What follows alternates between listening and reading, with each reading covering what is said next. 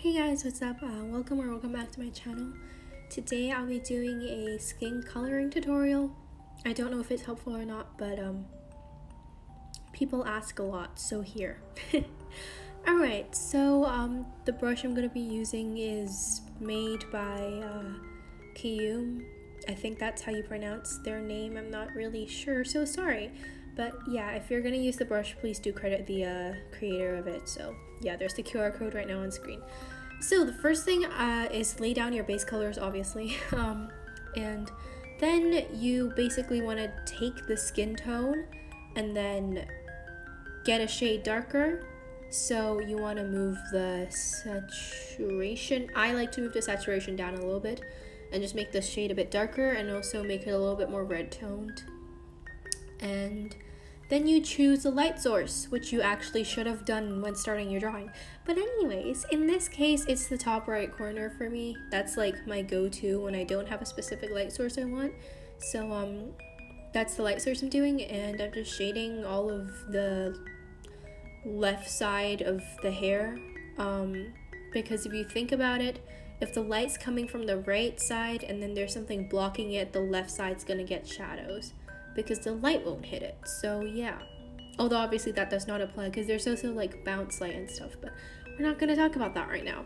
So this is going to be like the first layer of shading that I do. So it's basically, if you can imagine a lamp or something in your character as a 3D character, and then just imagine where the light wouldn't hit because something's either blocking it or, you know, yeah. So basically I just do all that. I don't really know what else to say.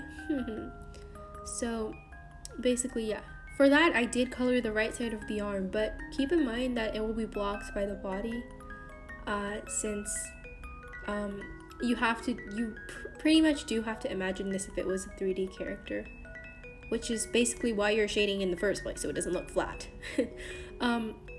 The next thing I'm doing is taking an airbrush and using that same shading color and adding a little bit of shadow.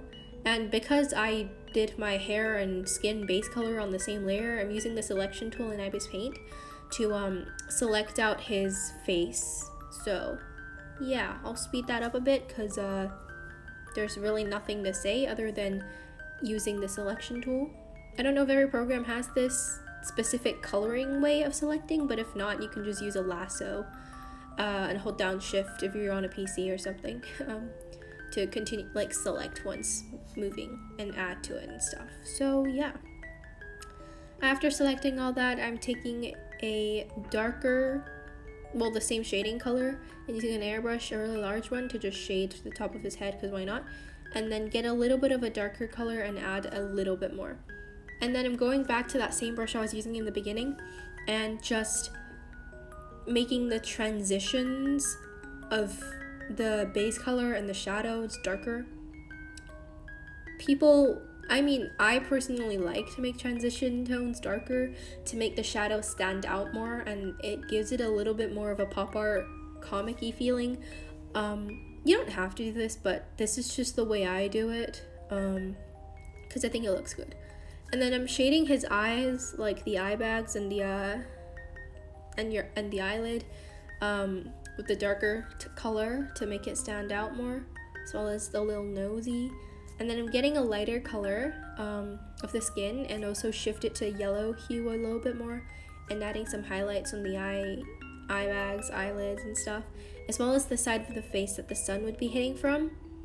And yeah, that's pretty much it. And also on the arm and the rest of the body, etc. And that about wraps it up.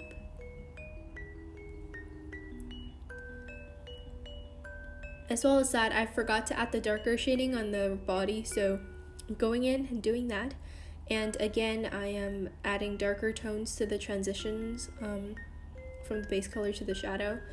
And yeah, I just think it makes the shadow stand out a little bit more. Well, in real life, to be honest, shadows don't really happen like that, but it looks good, and if it looks good, it works, right? So yeah. And then the next thing I'm doing is just adding a little bit of blush not because of flustered or anything, it's just because it looks good again. No other reason. It just looks good. That's basically my reason for doing anything in art. If it looks good, it looks good. Doesn't need to make sense at all. So yeah. And then I also take that like darker shading color again and just like make add a little bit more of the shadow here on the hair, because that part why not make it darker? Again, it looks good. That's my reasoning. So yeah, I do that in a few places, just make it a little bit more darker and less flat. Yeah. And here is the finished image. Thank you for watching, and goodbye, good riddance.